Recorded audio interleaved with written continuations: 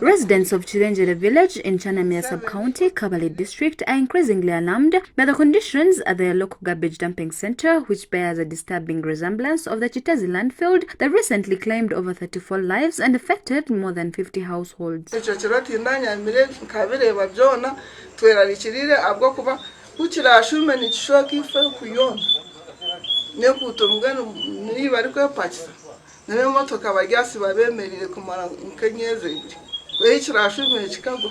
Kirengyere Center, operational for nearly a decade, also serves as a burial ground for unclaimed bodies.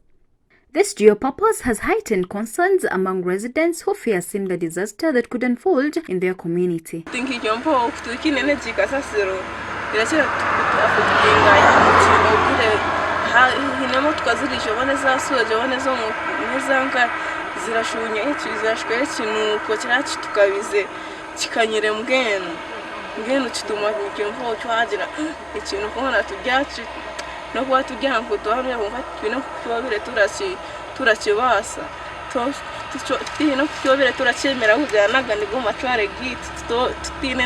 The Kirengyere dumping site, active since 2010, has become a breeding ground for disease and a constant source of distress. The situation worsens during the rainy season when contaminated water from the garbage heaps infects homes, increasing the risk of infections.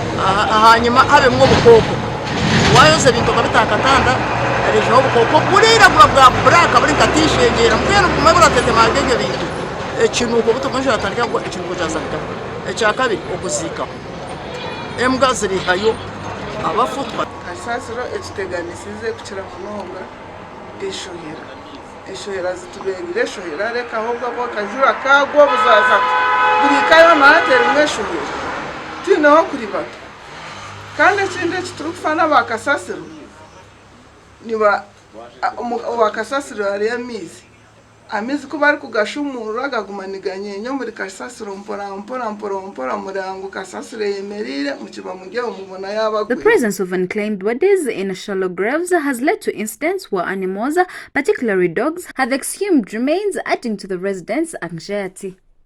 The tragedy at Kiteezi has served as a stake warning, and Kirengyere residents are calling for urgent action to prevent a similar catastrophe.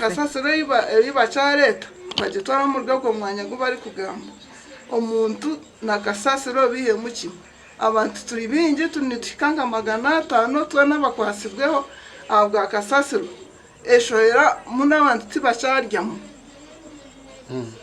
tibacharyamo ko ariko umuntu cyo kurya cyo naki kibumbirwa eshoyera ningo kimaka shara kona kagwamweshe eshoyera yaga munyasheshe mitaka bijya ninga ngwanyogo bushira tibarironda twaguma turi n'emitumbi turi na kasaso orareba ati yakangiye kutumira kimwe ati turi mu kabimwe yano twawurire cyabero ko nito twakira ubwo bano turashaba kandi cyo kubanza tene umupiro w'iki urebe cyarize kuba namwe tene muto atwikire wewe turamanya turajya government yetu yandi tero buryo bafurura kasaso barotero n'ubundi mwanya kandi hari tashenere kuzikoma. Municipal officials, including the health inspector for Kabale municipality, has acknowledged the challenges posed by the Kirengyere Center. They say that the site is nearing capacity and there is a growing recognition that it may be able to serve its purpose for much longer.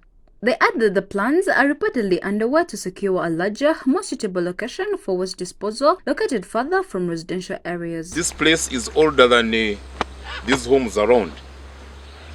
The place was approved by NEMA because there were no homes around.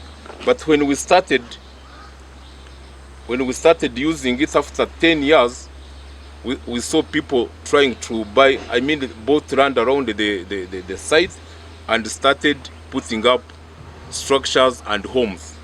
And of recent, as you can see, there are a lot of things, bad things which come from here. We have flies, we have rats, we have the bad smells, and eventually they affect the residents around. So we are hoping, or we are planning, to buy land which is bigger than this, so that we start using that land, which is a bit far from even town. You can see people have already settled around this ground, so we need to move away. As concerns mount, the residents of Kirengyere continue to live in fear, uncertain whether their appeals for intervention will be heeded in time to prevent another tragedy. Compiled by Norbert Njamhachi for Kigezi Television.